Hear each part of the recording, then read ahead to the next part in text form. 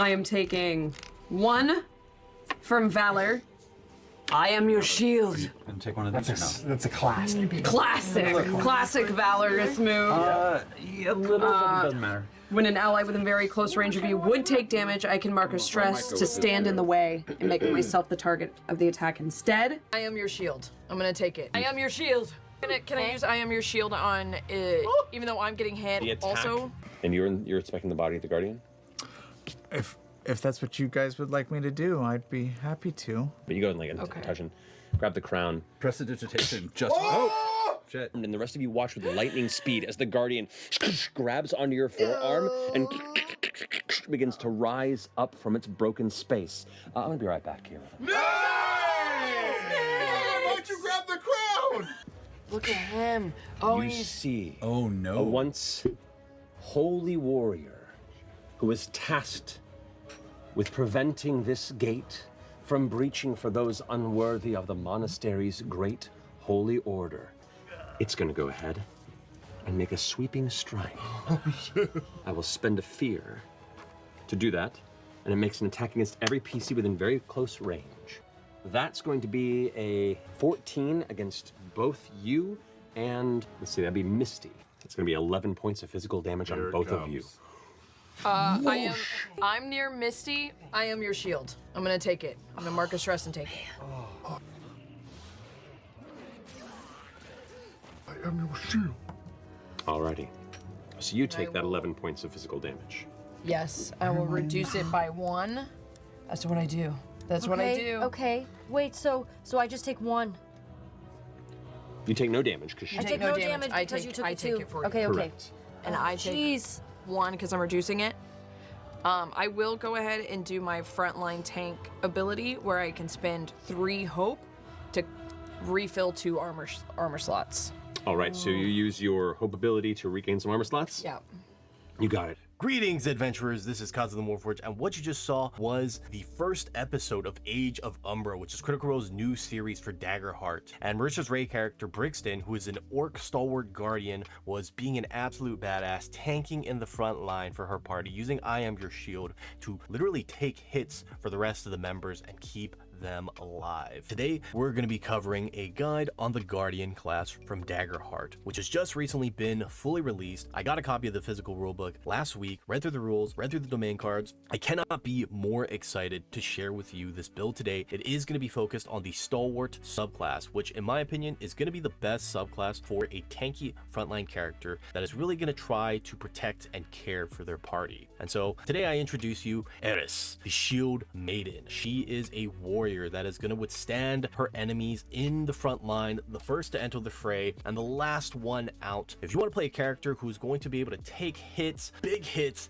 and act like they were nothing, or put their shield up in front of allies and tank hits for them, or draw aggro from the enemies onto yourself while also still having the out of combat capabilities, being able to encourage others, support them, gain hope, and really trek throughout an entire adventure as the party mom or dad who is both physically and mentally shielding the party from all the dangers of the world. This is going to be the build for you. So let's get straight in to the video. So we're going to go ahead and get started with character creation, and we're going to be using an application called Demiplane. So you can get this if you have an online version of the rulebook. You can import it here, and if you want, you can get access to all the material for Daggerheart on an online sheet very similar to D&D Beyond. But if you don't want to bother with that, we can of course always use a pen and paper sheet or digital sheet, which you can find freely available on the Daggerheart website. They have class specific character sheets that are going to give you all the basic information that you need. But we're going to really get into depth and talk about why the Guardian is such a great class for a tank character. So getting started, we're of course going to put in our character's name, Eris.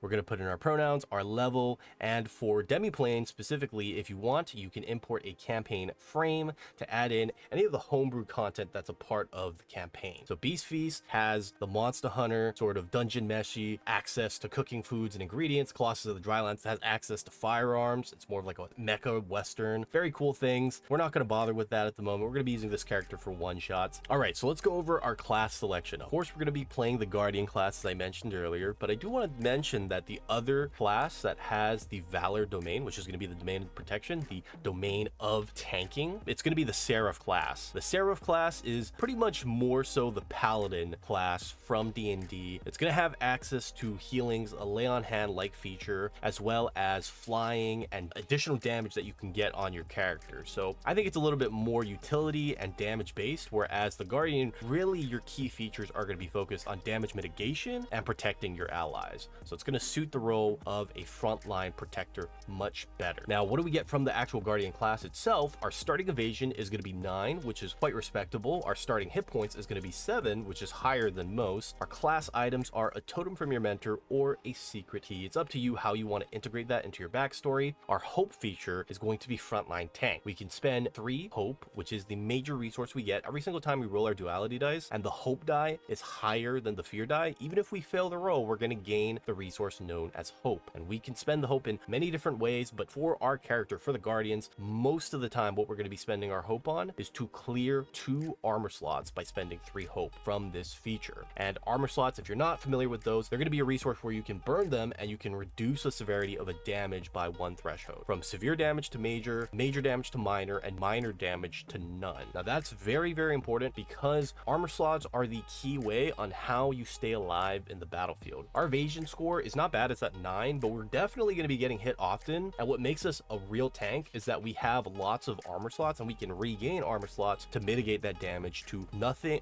almost nothing, or just straight up nothing. And that ties into the class feature, which is unstoppable. Once per long rest, you can become unstoppable. You gain an unstoppable dice. At level 1, your unstoppable die is a 1d4, and so you're gonna put that on your character sheet, or you're gonna mark it down some way so that you remember what your unstoppable die is at, and it starts with a value of 1. Every time you make a damage roll that deals 1 or more hit points to a target, then you increase that die count by another value of 1. So it starts at 1, and then you land a hit and deal damage, it's gonna go up 2, land another hit and deal damage, it's gonna go up to 3. You can get your damage die up to 4, and then if you make another attack after that, then your unstoppable is going to end. This is basically the equivalent of a rage mechanic. So while you're unstoppable, you're going to be able to reduce the severity of physical damage by 1 threshold. Keep in mind, this is for physical damage, not magical damage. However, it's really powerful. You can reduce the threshold by 1 as though you were spending an armor slot, basically, but you can also spend armor slots on top of this. So if you take severe damage, you can burn 2 armor slots, you can reduce it to minor, and then with unstoppable, you can reduce it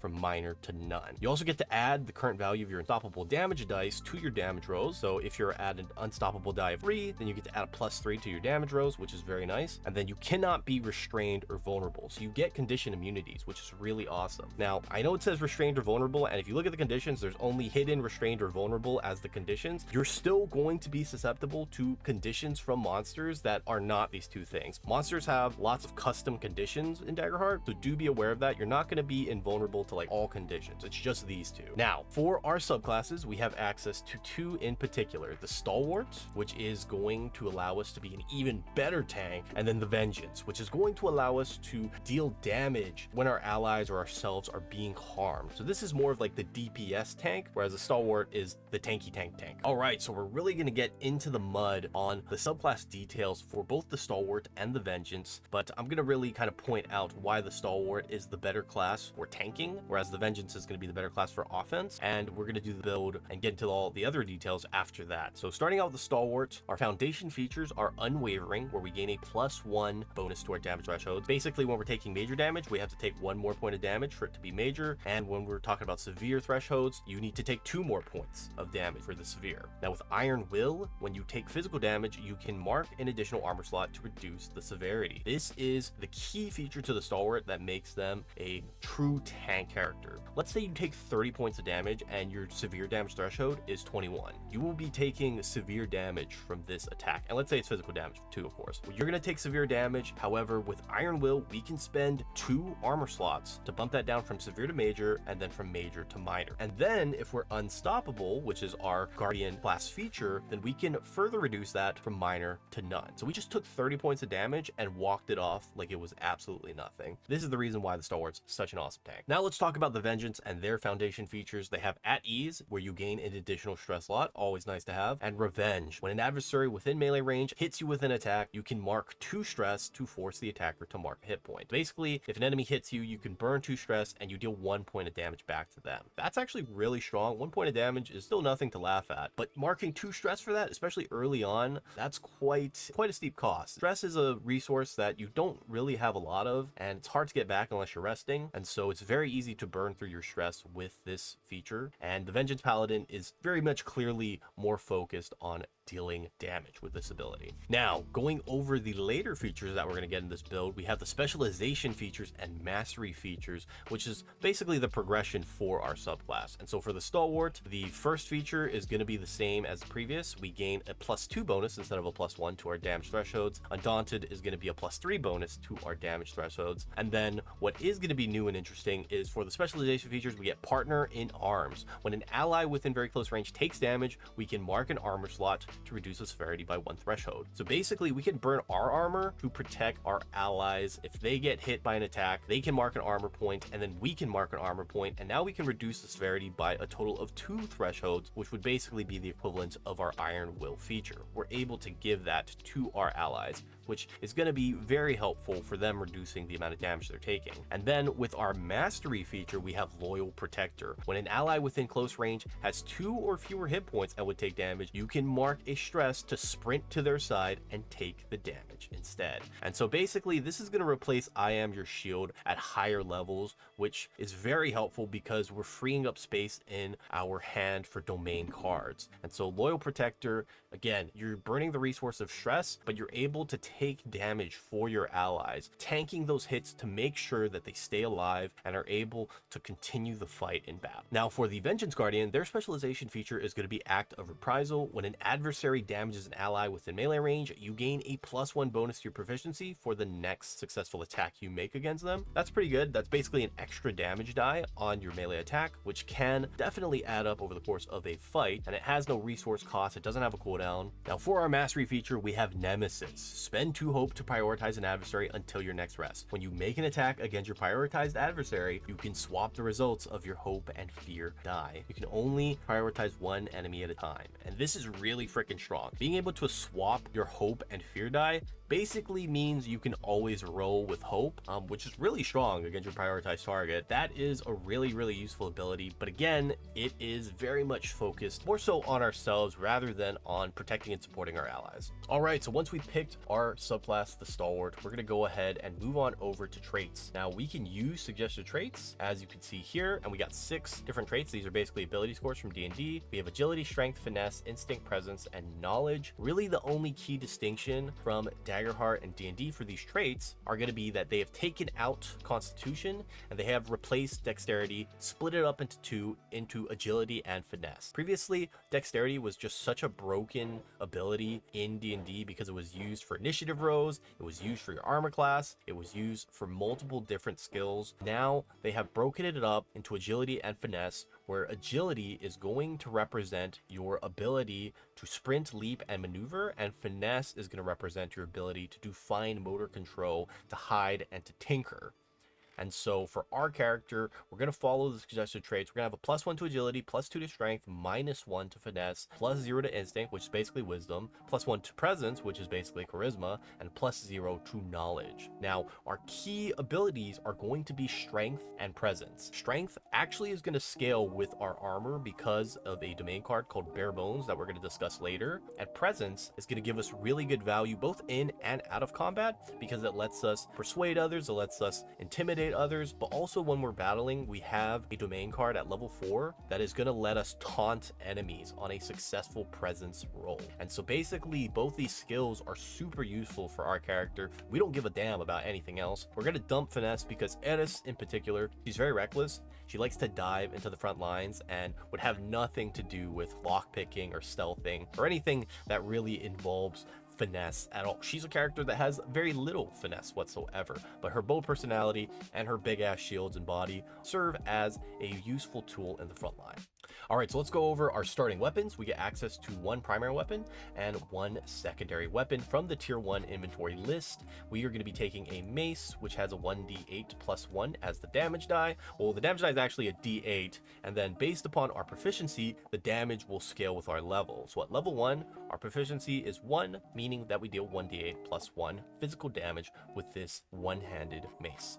Now, the secondary weapon we're going to be taking is, of course, the Tower Shield. This has a d6 for its damage die, and it has the feature barrier where we get a +2 to our armor score and a -1 to evasion. And of course, increasing our armor score is going to increase the amount of armor slots we have, which further synergizes with our ability, frontline tank, to be able to get back armor slots and to be able to burn multiple armor slots to mitigate damage we're taking from severe all the way down to minor and even less than that. We are going to reduce our evasion, so we're going to get hit a little bit more often, but I promise you the increase in your armor slots is very much worth it. Take the Tower Shield. For our starting armor, we actually don't need any. I'm going to be talking about a domain card called Barebones, which is going to be our armor. We're going to use our body as our physical defense later on, but at the moment you can just take full plate and then you can go ahead and sell this. This is going to have a base threshold of 8 and 17 for major and severe damage. It's going to have a base score of 4, meaning we get 4 armor slots from equipping this armor, but we have a -2 to evasion and a -1 to agility if we take it. So the drawbacks are pretty big. -2 to evasion and -1 ability. Agility is very bad, but it does have good defensive stats. And again, we're not going to use this. We're going to use Barebones, but we'll talk about that in a sec. Let's talk about starting inventory. So everybody is going to get a torch, rope, basic supplies, and a handful of gold, but we get to choose between either a health potion, which is going to heal us 1d4 hit points, or a stamina potion, which is going to heal us 1d4 stress. And we're actually going to go with minor stamina potion because we're going to have abilities that synergize with stress and let us really burn stress to tank hits for our allies. Now, also we get access to a secret key or a totem from your mentor, and we're going to go with the secret key because for Erdis's backstory, she comes from the spine of the world where her tribe was wiped out and she was left with this single relic from the Ufrir clan, and that was a rune from the Frost Giants that has some sort of secret magic in it that she hasn't been able to uncover. She's traveling the lands trying to figure out exactly what this does and perhaps learn more about the knowledge of her fallen family and ancestry. And so we're going with the secret key, but again, you can choose what you want depending on your backstory. And last but not least, we have the domain decks. So for every single class, it's composed of 2 domains. For the Guardian, it's Valor and Blade, and you have the choice of picking between 1 card from each domain or 2 cards from either one domain. But regardless, you get 2 cards that you can take from your domain decks. We're going to go with 2 cards from the Valor deck, and both of these cards are very fundamental for our identity as a tank. So the first one is going to be Barebones. This is going to be a level 1 Valor domain card that allows us to, when we are not equipping armor, have a base armor score of 3 plus our strength, and then get the following base damage thresholds depending on tier. So at tier 1, we have a base damage threshold of 9 and 19, meaning that with our Guardian Stalwart subclass, as well as our level, we're going to have 11 and 21 as our base damage thresholds. But let's go back and actually look at plate armor. If we have full plate, we have an 8 and a 17. This is already significantly higher than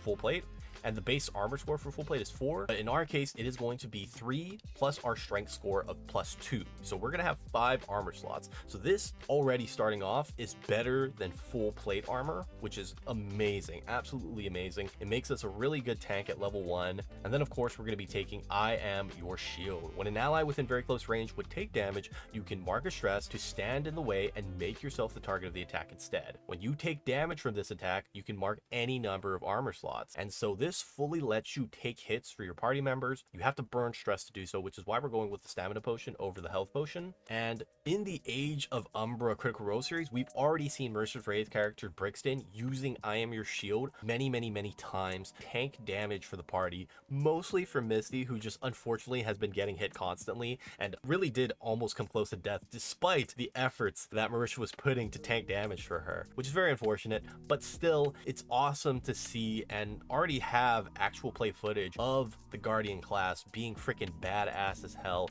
and taking hits for your allies. So these are going to be the 2 core ones that we're going to take at level 1. Of course, our other options, forceful push. Basically, when we hit an enemy and deal damage, we can knock them back to close range. And if we have a success with hope, we get extra damage, and we can spend hope to make them vulnerable. That's honestly pretty good. But as I said, we're focused on defense and not so much offense. Get back up. When we take severe damage, you can mark a stress to reduce the severity by 1. We don't care about this. We have armor slots that we want to burn, and we can burn multiple. So that's kind of redundant. We have not good enough, which is going to let us reroll damage dice. Again, don't care about that. We're focused on defense, and Whirlwind lets us when we make a successful attack against an enemy, we can spend a hope to make a cleaving attack to all enemies in very close range, but they only take half damage. Again, offense ability rather than defense. So starting at level 1, you have to take I Am Your Shield, and you have to take Barebones. Barebones, I would say, is optional if you want to take the full plate and then have the -2 to evasion and -1 to agility. But I mean, this scales up with tiers, so you're completely independent of getting any sort of armor later on. You're gonna have really good armor score and really good damage thresholds throughout the game, regardless of itemization, and I think that makes this domain card super worth taking. All right, so let's talk about experience now. This is going to differ from player to player, but of course I want to give you a really solid example of what our character's background is like and how we're tying our experiences into our background, or vice versa, to make sure that they are both mechanically strong but also make sense and are highly immersive to allow our character lots of options when we're actually playing in a session. And so for the physical description of Eris, she is going to be wearing kind of thin and comfortable clothes. It's going to be exposing a lot of skin because she is covered, she is riddled with these tattoos that are written in the giant language. They have runic inscriptions that empower her body, imbue it with the magic of the giants themselves, and that's why she has that bare bones domain card that is allowing her to be armored despite not wearing any armor whatsoever. Her eyes are going to be crimson red like a wolf, and she's going to have this mad glare towards others that is often very intimidating and scary. Her body is going to be broad and strong, and she wears this large fur pelt that really accentuates her shoulders and gives her this massive frame that she's like a mountain. But even though her presence is very intimidating, it can also be very warm and very comforting to others who are familiar with her. Now, the color of her hair is going to be charcoal black, and her skin is going to be kind of on the more tan side. She's been out in the sun a lot, growing up in a place that is very cold, that has very long hours of daylight or no hours of daylight at all. And then her attitude is going to be like a ferocious, untamed beast, especially in the early levels where Eris is still young and not so much ventured as an adventurer yet. She's going to be pretty reckless, pretty crazy, pretty wild, and just a lot of stupid fun as the kind of frontliner who charges first into danger without a second thought. Now, for the background questions, I think the Guardian questions are really great. Actually, one of the things that I really love about Daggerheart that I don't think D&D does at all is ask insightful questions depending on what type of character you're playing that provoke the player to really think about the backstory, the connections, the tie-ins that they want for their character that are going to let them be engaged as a player when they're actually in a campaign or in sessions, even if it's just a one-shot. If you have and answer all of these background questions, you're going to have a pretty decent idea of how your character is going to act depending on the situation. And so the first one is, who from your community did you fail to protect, and why do you still think of them?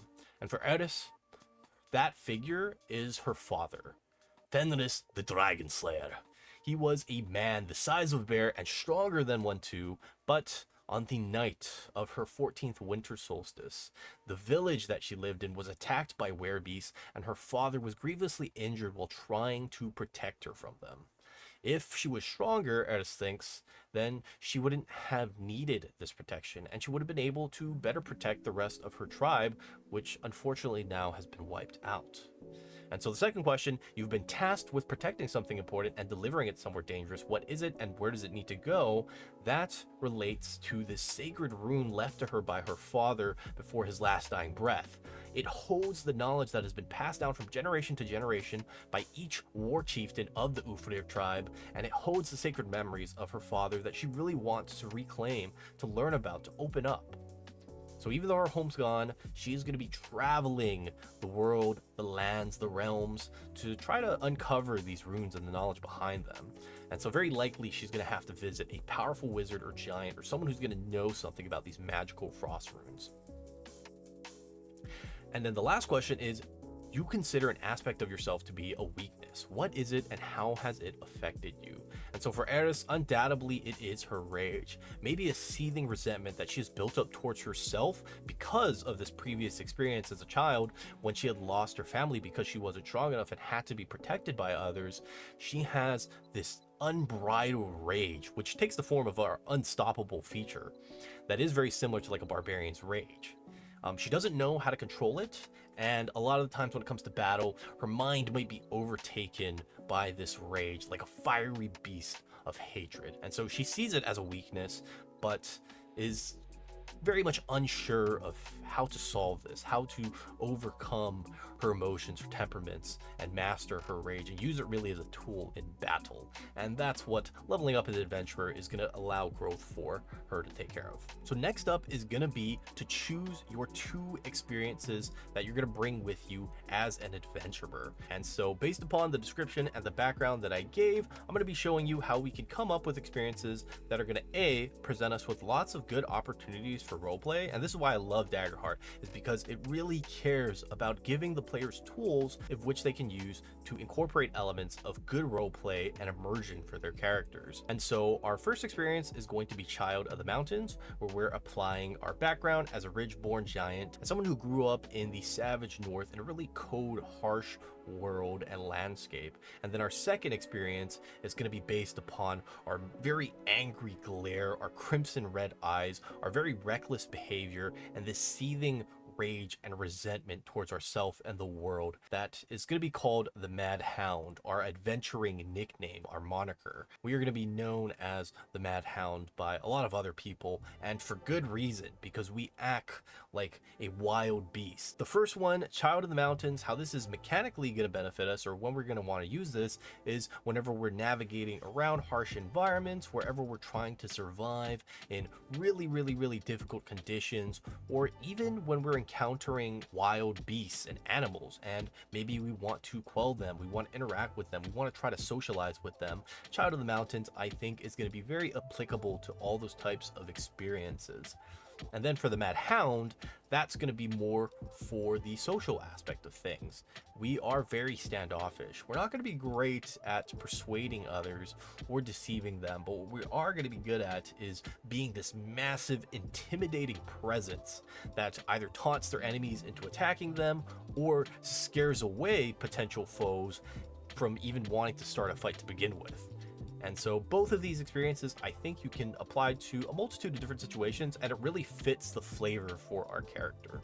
And then next up, last but not least, we have the connections. These really depend on who you're going to be playing with, right? So I can't really give you good examples for connections because I'm not using this character in a campaign. I'm going to use them in one-shots. But if I had to come up with some or give you some good examples, for the first question, how did I save your life the first time we met? Eris is the type of character who, as long as you're a part of her party and she sees you as an adventure companion, she will throw her life on the line for you to put herself in danger and try to protect you from whatever damage is coming your way, especially physical damage, especially a big enemy that's trying to smack you. She's going to interpose with her shield and try to defend her allies. So it's not unlikely at all for her to have saved other adventurers from doing this. And then the second question, what small gift did you give to me that you notice I always carry with me? Eris, if she had received any sort of gift or trinket from her adventuring companions and actually gotten to know them a little bit and want to take care of them, she would put those little emblems or whatever the gift was and try to find a way to incorporate it onto her shield, this massive tower shield that she brings into battle. And that is something that you would notice that she always carries with her. All of the people that she saved, maybe if they've given her something, she's kept that trinket onto her shield. What lie have you told me about yourself that I absolutely believe?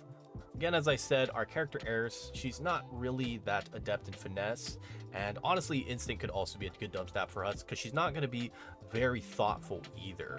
At the moment, she's more of a brute than anything else, but as of course she ventures out, she's going to become more wise, more ventured, and more caring towards her allies, especially the ones that she's close to. But at the moment, she'd be very easy to fool. She wouldn't even understand what sarcasm is and would believe anything that anyone had said to her if they said it with a modicum of confidence. And so very easily, she would believe whatever lies adventurers would be telling her. But yeah, that's going to be our experiences section. I hope you found that meaningful. This is definitely the type of section that I think is really important and that you actually spend a lot of time on. And the whole reason why I've come up with this guide is to save you time on the actual mechanics aspect of the build so that you can have lots of time for the flavor and the roleplay aspects of the build that are going to make playing this tank character so much more meaningful and so much more fun. All right, and that's it. That's going to be what our character is going to look like at level 1. We are going to go over level progression, but we're going to give you a snapshot first because, again, at level 1, we don't have any upgrades yet. We're going to get to that as we level up, but let's go ahead and take a look over to our character sheet.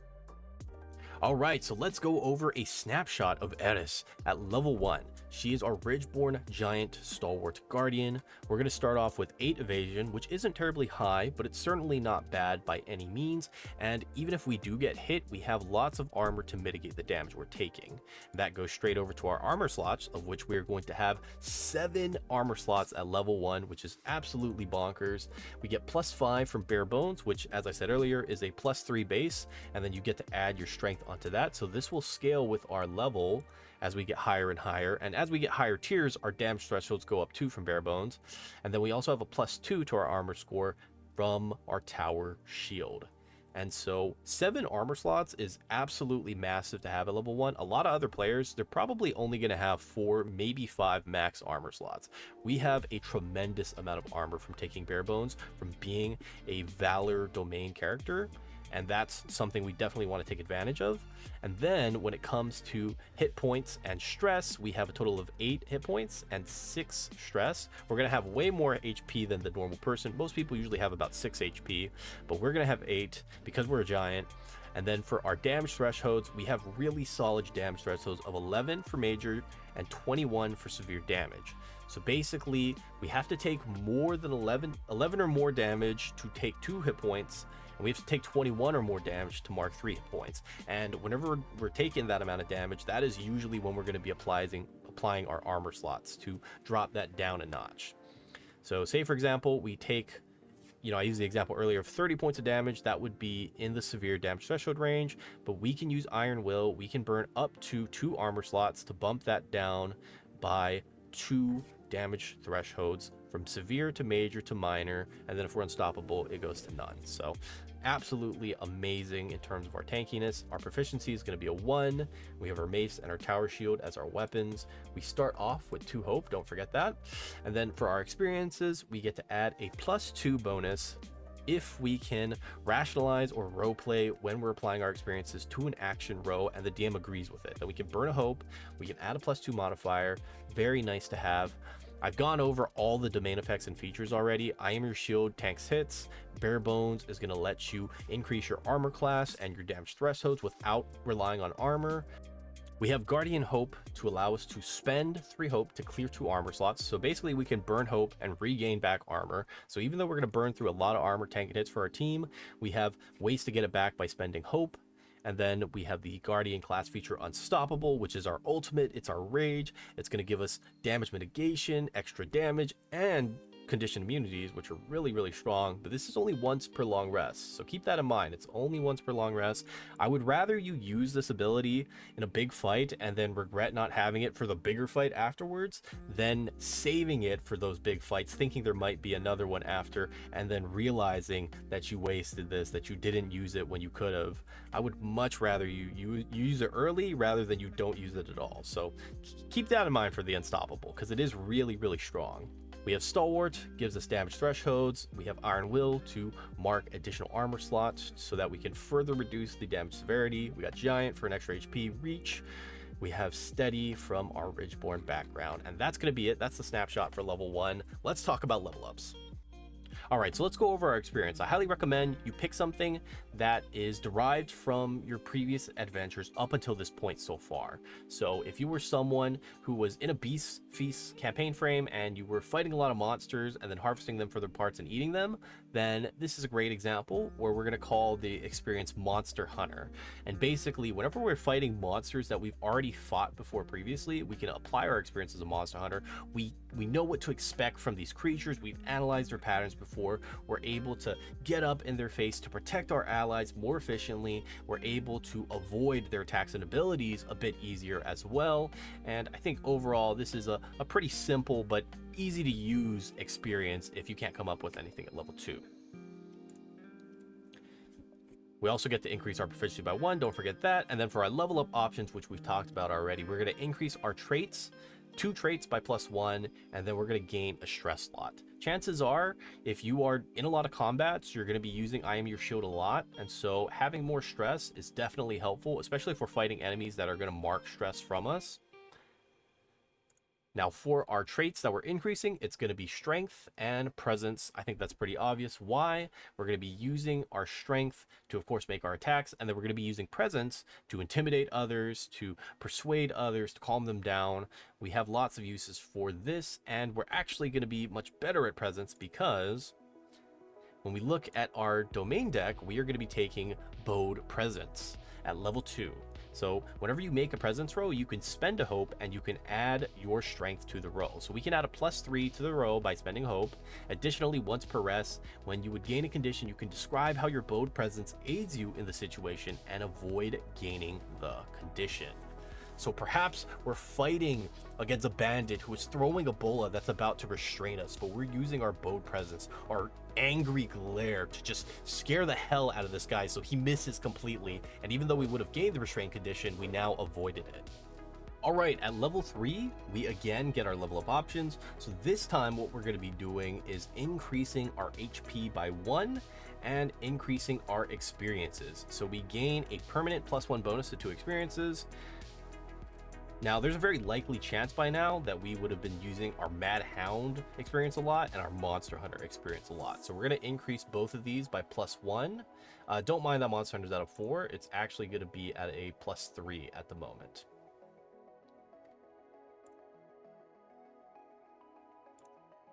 And then for our domain deck card, what we're going to be taking at level 3 is an ability called either Lean on Me or Critical Inspiration. So actually, we'll go over Critical Inspiration first. Once per rest, when you critically succeed on an attack, all allies within very close range can clear a stress or gain a hope. Now this is once per rest, which means you could use this potentially multiple times per day, but it only procs on crit. So that could be very often or it could be very rarely, depending on how lucky or unlucky you are. But this affects all allies. They can clear a stress or gain hope as though they were the ones who had crit. So I really like this ability. If you have a big party, this is super helpful, but if you only have 1 or 2 allies, you might not get that much benefit out of this, and they have to be within very close range as well. Lean on Me, on the other hand, you're going to always find a use for this once per day. Basically, you can console an ally who has failed an action row, and then you can both clear 2 stress. So maybe your ally missed their attack or they failed a reaction row, and you're trying to console them. This incentivizes good RP, and clearing stress is really helpful because you need to burn stress for your I Am Your Shield ability, and having your ally clear stress lets them use their abilities that burn stress more often as well. So I like this one a hell of a lot. I recommend going with Lean on Me, but Critical Inspiration is also a decent option. So at level 4, we get more level up options. We are going to be increasing our HP and increasing our stress. Nice and simple. And then we're going to get a new domain card. And this one is going to be our Taunt. Goad them on.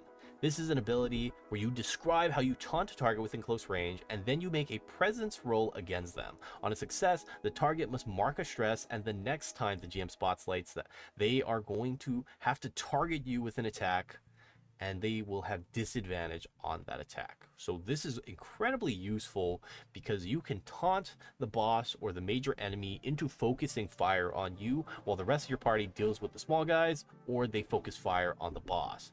And this ties in directly to Bold Presence and us increasing our presence earlier because we want to have a very high presence roll so that we can pass the difficulty to be able to goad any boss of our choice. So now the build's really starting to kind of come together, where we're making use of good strength, but we're also making use of presence both in combat and out of combat.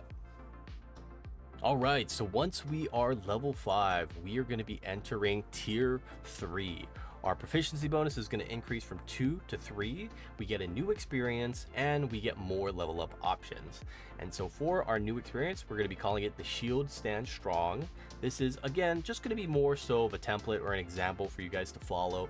But by this point, you will be a far more veteran adventurer. So Eris, at this point, she is able to use her shields really not just as a weapon in battle and as a defensive tool, but also as this symbol of hope for her allies. When she smashes her shields together, her allies know that they're safe, that they're going to be protected. And so whether or not it's goading the enemy into attacking us or providing comfort for our allies, we can really use this accumulated experience of battle to apply to a multitude of different things, and that's where the experience the Shield Stand Strong is going to work. Don't forget to bump up your proficiency from 2 to 3, so our weapon, our mace, is going to deal 3d8 plus 1 damage. And then for our level up options, as I said earlier, we want to prioritize increasing traits, the first thing you get to the next tier, and then we also want to upgrade subclass. So this is new. This is going to unlock the specialization feature for our subclass. And as the Stalwart, we get access to Partner in Arms. When an ally within very close range takes damage, you can mark in an armor slot to reduce the severity by 1 threshold. So we can basically use Iron Will on our allies. And if they're taking damage, they can burn an armor slot, and then we can burn an armor slot, and they can basically mitigate that damage by 2 thresholds rather than 1, or if they don't have any armor slots, we can just burn 1 for them. So that's super helpful. We can kind of take out I Am Your Shield at this point, because after level 5, we're gonna have to start contesting what domain cards we're taking in our loadout. Okay, so increasing our traits, we're gonna bump up our strength by 1 and our presence by 1. And then when it comes to our domain deck, we actually have a lot of really good options at level 5. So the first one we're gonna talk about is Rousing Strike. This is a Valor ability. Once per rest, when you critically succeed in an attack, you and all allies who can see or hear you can clear a hit point or 1d4 stress. So basically when you crit, you can heal your allies or you can remove stress on them. Very helpful. This is once per rest, so you could use this, maybe 2 or 3 times in a day. Next up is going to be Champion's Edge. This is a blade passive ability. When you critically succeed in an attack, you can spend up to 3 hope and choose one of the following options for each hope spent. And so this is pretty good because we can either heal, we can get back armor slots, or we can deal additional damage on a crit. We cannot choose the same option more than once, but again, this gives us an alternative to frontline tank where we could spend 3 hope and then we could actually get even more benefits. We could clear a hit point, clear an armor, and deal an extra point of damage, or we could maybe just spend 1 point of hope and then clear an armor or clear a health. So this is very useful offensively and defensively. I think Champion's Edge might actually be the best pick here, but there's also armor as well. And so this is going to give us +1 armor to our armor score while we're wearing armor. If by level 5 you have found yourself a good set of tier 2 or tier 3 armor, maybe we want to take off Barebones and we want to start wearing armor, then this is going to be useful. And then during a rest, when you choose to repair your armor as a downtime move, your allies also clear an armor slot. So if you have a big party, if you have 4 or maybe 5 party members, then armor is going to be really helpful, because while you're clearing your armor up, you're going to actually be helping your allies as well, clearing their armor slots, so they don't have to prioritize clearing armor if they are low on it. So all these options are great. I would actually say Rousing Strike or Champion's Edge are going to be the best ones. And thinking about it more, I think Champion's Edge might be better than Rousing Strike, just because this is a passive. So there's no cooldown to this ability. As long as you have hope, you can use this. And it is going to be a little bit better, depending on the situation, than Frontline Tank. So we're going to go ahead and take Champion's Edge.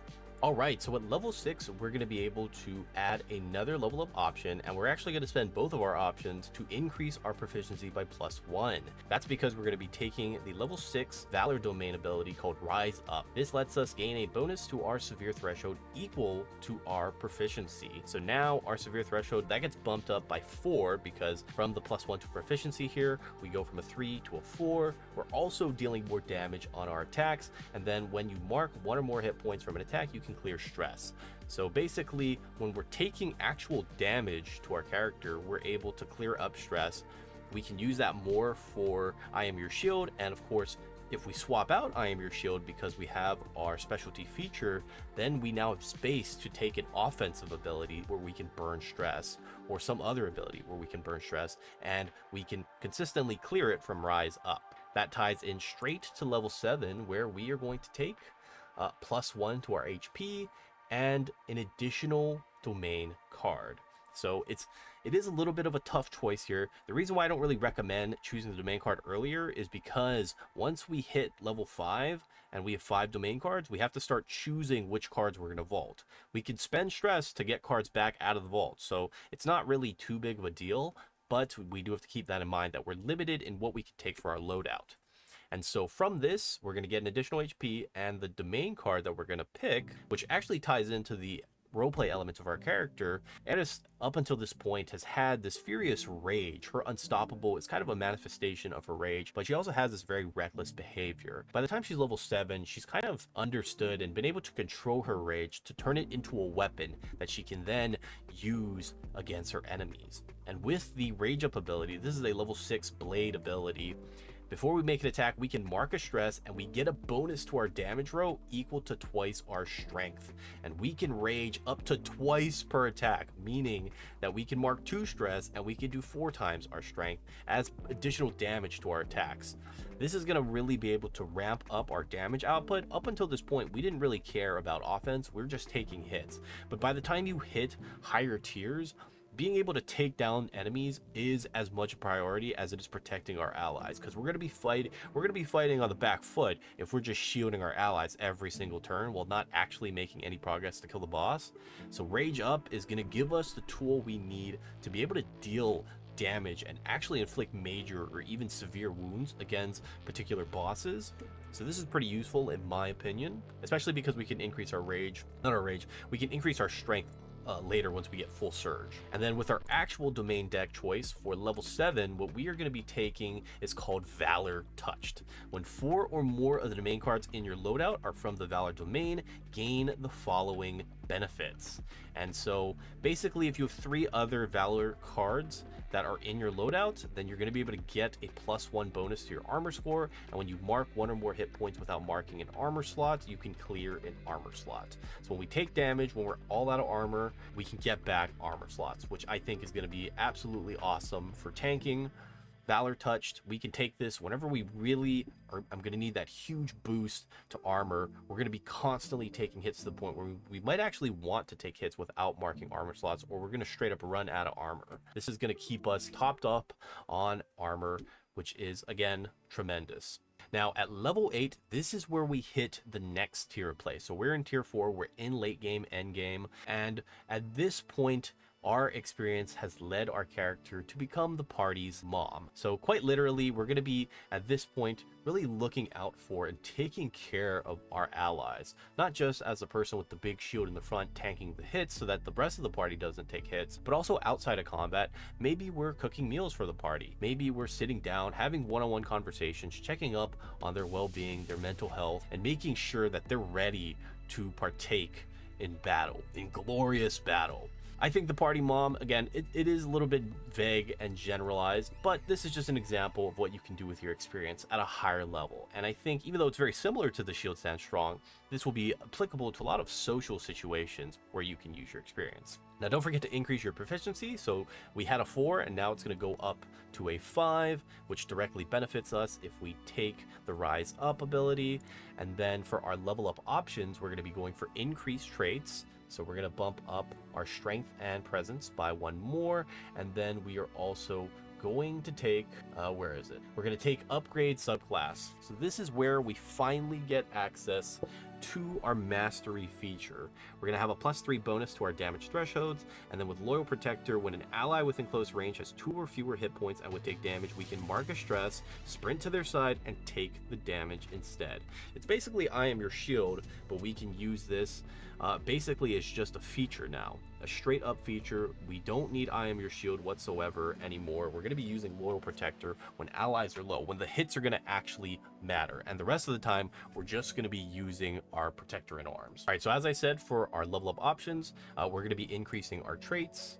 Our strength and our presence get bumped up, so now our strength is at a +5. If we take both presence and use it, we'll get a +5 to our presence rolls, which is really freaking awesome outside of combat or even in combat if we're going to go them on.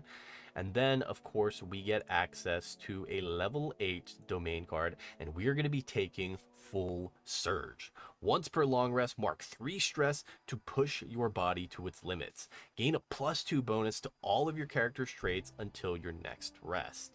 This is absolutely crazy because it doesn't specify a duration other than next rest. If you use this at the beginning of the day, but you don't take a rest until the party takes a long rest at the end of the day, you're getting a +2 bonus to all of your character traits that entire time.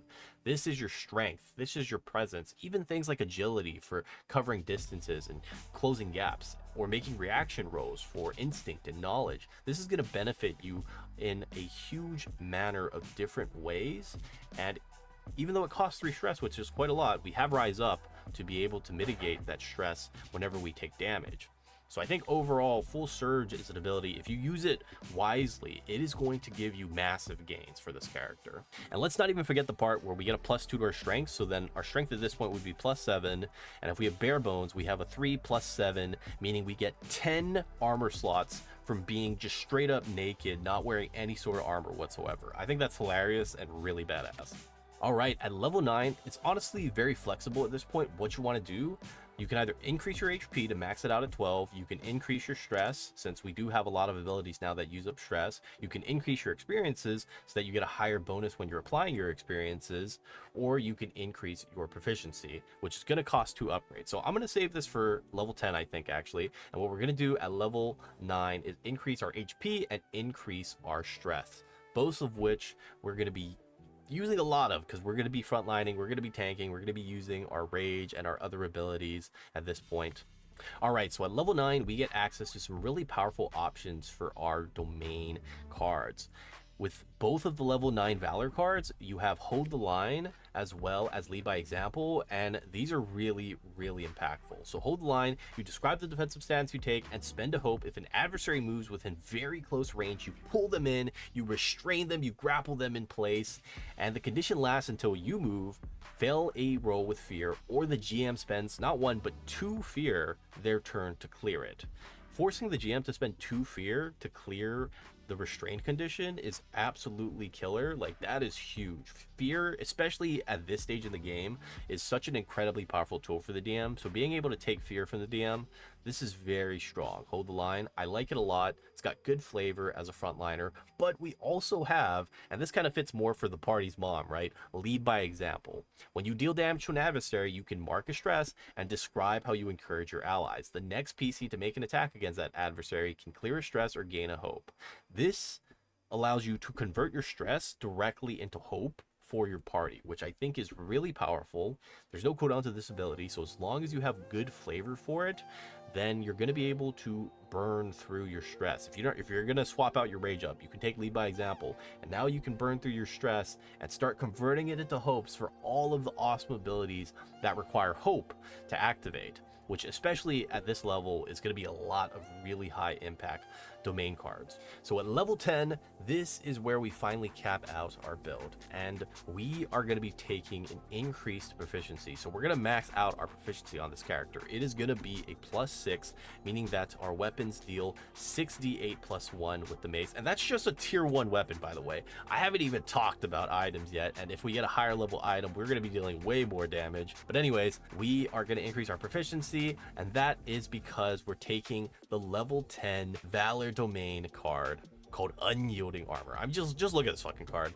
This dude is lifting up a massive shield, blocking a spout of lava or flame or whatever it is. And this ability allows us, when you would mark an armor slot, you roll a number of d6s equal to your proficiency. If any of them are a 6 on the die, you reduce the severity by 1 threshold without marking an armor slot. So with our proficiency of 6, we are rolling 6d6 anytime we would mark an armor slot, and if any of them are a 6, we're not marking that armor slot anymore. This is absolutely crazy. Like, this is just insane. This basically doubles the armor we have. Actually, this basically gives us infinite armor if we're marking singular armor slots, and even if we're marking multiple armor slots using our Iron Will, this is going to save us a ton of armor so that we can stay alive and in the front lines for a really long time. Unyielding armor combined with our proficiency, combined with the amount of armor slots we have, we're going to hit the maximum. We are going to be basically unstoppable in the battlefield. Unless we're taking like tons of magic damage, we're still going to be tanking for a very, very long time against our enemies. And that's really where the build is going to end. You should be a literal brick shit house titan wall of indestructible badassery with unyielding armor, as well as the rest of the other domain cards that we've had up until this point. So that's going to be it for the full build for the Stalwart Guardian. Let's give you a snapshot at level 10 to show you how fucking badass this build is. Here is Eris at level 10 as a Stalwart Guardian. She has absolutely jacked stats for a character that has literally no equipment equipped besides the Mace and Tower Shield she started with. But before we talk about stats, I really want to preface that Daggerheart is a game first and foremost about storytelling. It's about gathering together with a group of friends, of people who you like to play board games with, of people who you maybe just enjoy being around, and being able to share a memorable story that is going to be both fun and exciting. And so as you progress through a campaign and go from level 1 through 10, I really want to keep in mind that when you're designing your characters, you give them flaws, because most people have at least some sort of shortcoming. And even the Guardian backstory, they ask you a direct question, like, what do you think your major flaw is, and how does that drag you down in fights, right? And so rage being the kind of key flaw for Eris, starting out as a young rapscallion, she is the type of person who's super reckless. She wants to die first into battle for glory, to smash her shields into the enemy's face, and to occasionally, protect her friends and her allies.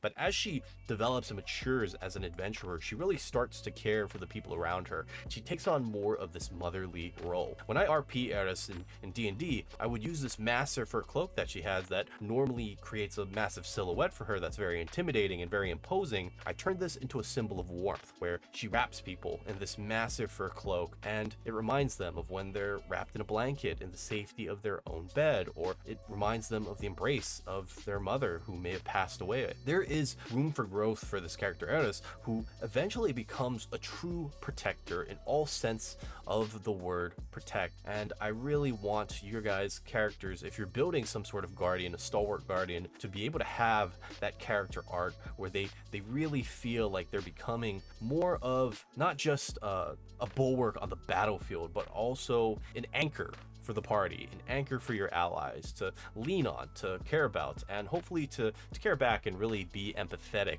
in some degree, manner, or form. But anyways, let's get into the stats now. We have a character whose evasion has not changed since level 1, but that doesn't matter because we have 12 armor slots. A juicy 12 armor slots. If we're using Barebones and we have a +7 to strength and a tower shield, we have 12 armor slots, which is freaking crazy because, again, normally you would need some really good equipment to get that many armor slots, but with this build we don't care about that. We have max HP of 12, we've got a stress of 9, and then our damage thresholds, our major is going to be 31 and our severe is going to be 60, which is honestly pretty crazy. We got to take 60 points of damage to mark 3 HP, and anytime that happens, we're gonna for sure be burning armor slots. With unyielding armor, every time we burn an armor slot, we roll 66, and if any one of those dice are 6, then we no longer have to mark the armor slot to reduce the severity by 1. So with just this ability alone, we have so much more armor than everyone else in the game, and we're gonna be able to tank hits. We will be constantly using partner in arms, so whenever our allies within very close range, they take hits, then we can mark armor slots, which hopefully from unyielding armor, we're never burning, to reduce the severity. We can use Loyal Protector when they're low to actually take the hit directly from them. And then with Lead by Example, we can actually convert our stress into hope for our allies so they can use their powerful abilities. We have Rise Up so that we can clear stress whenever we take HP damage, and we're going to for sure be tanking hits from the enemies. Because our evasion is very low, we are always going to be getting hit. We're going to always be burning armor slots, and even if we take a little bit of HP damage, it's totally fine. We can clear stress. If we really want, you know, we can take our other domain abilities. So let's actually look at our vault. What do we have? So I Am Your Shield is going to be the go-to from levels 1 through 5, but once we get our other features from Stalwart, it kind of ends up replacing I Am Your Shield, which is good because that frees up space in our hand. And so the next domain card is going to be Bold Presence. Again, a really powerful early game card, but even late game, if you want to save this and use this when you're going to be in a social encounter, I mean, we've got a +7 to strength right now. That is from the Full Surge, but without it, it's still a +5. Being able to spend a hope to add a +5 to a presence robe is phenomenal. It's absolutely huge and can change a lot of situations for you. Then we have Lean on Me, which that's going to definitely get outscaled pretty quickly. We're going to swap this out around level 5. Go Them On is going to last us quite long because this lets us taunt our enemies. But once we get those really high level domain cards, level 7, 8, 9, 10, then we're not going to have space for it anymore because we're going to just be focused on protecting our allies through our main capabilities of Partner in Arms and Loyal Protector. And so at level 7, we get Valor Touched. This is great if you end up going with a suit of armor instead of bare bones. You can take Valor Touch to get an additional armor score, and whenever you mark hit points without marking an armor slot, you can clear an armor slot. And so interestingly enough, if you use Valor Touched with Unyielding armor, because you are not marking an armor slot anymore when you proc this, you can still clear an armor slot, which I think might be an absolutely busted interaction. Someone might have to double check me on that. Obviously, I have not played at this level of play yet, just some low level games.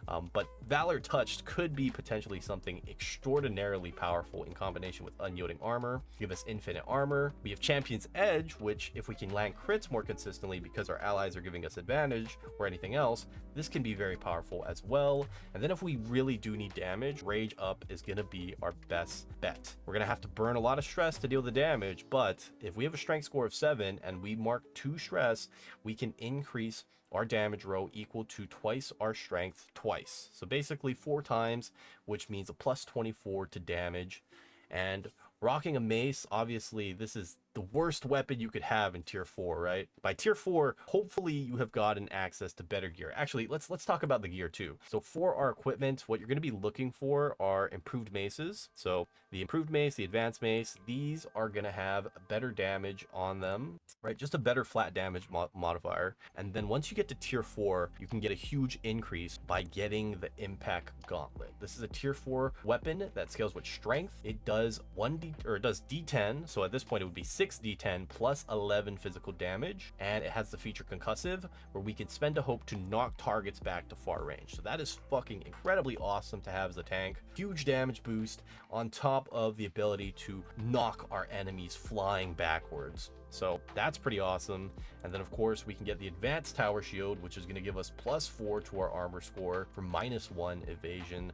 That is going to be really useful if we don't take bare bones or if we don't have the buff from Full Surge. And then if we really needed some sort of armor, then probably the legendary full plate or some sort of full plate is going to be most preferable, because that's going to give us good increases to our thresholds, good armor scores, and it'll reduce our evasion and agility. But you know, by this point we don't really care about that too much. It's not going to make that big of a difference. So that's what we care about in terms of equipment. I think that pretty much summarizes the build. The only weaknesses that I can really see is that we prioritize HP and stress for most of our upgrades. We're going to have really low traits for everything that's not our main 2 stats of strength and presence. Full Surge will help out with that quite a bit. But then also, if you want to actually swap one of your HP or stress upgrades for an experience upgrade, I do recommend that, because experience, if you have a good mindset for how you're going to apply experiences to your rolls and you have the hope to burn for them, then experiences are gonna boost your rolls, your action rolls by quite a bit in the late game. You can get your experience up to like a +5 or a +6 even. That's gonna make a very big impact to your action rolls. So keep that in mind. Those are some thoughts, but again, the focus of Eris is to play a character that is this absolute monster of a tank, and I think we've achieved that. This character will be very, very difficult to kill. Chances are you're gonna throw yourself in danger the most, and you'll probably still be the last person to go down from how high your damage thresholds are, from how you're able to have almost infinite armor slots and all of this HP. It's going to be a lot of fun. So I hope you guys enjoy the video. If you made it this far, then God bless your souls. Thank you so much for watching. I really do appreciate it. I am going to be making more Daggerheart content. I do plan on running a little mini campaign. It's going to be in person, so I'm probably not going to be able to film it, but I will hopefully have lots of experiences to share with you. And I want to make some guides maybe on Daggerheart because it is such a new game. There's not a lot of content out for it yet. Not a lot of information actually from other people. And as someone who's been playing D&D my entire life for the last 8 or 9 years, and I've been playing tabletops for the last 15 years or so, this is a game that really has me kind of fired up. It is amazing. I love the role set. It's similar to D&D, and yet at the same time it's so very different. And so yeah, oh man, I want to make more content for this. I really am excited to play more Daggerheart, to try more Daggerheart, to talk about more Daggerheart. If you guys have any suggestions for videos you'd like to see, maybe the next class that I should make a guide on, by all means, go ahead and leave a comment in the description below. I will hopefully get to it and hopefully make a video on it if it is interesting enough. But yeah, I'll see you guys in the next video. Thank you so much for watching. Bye-bye.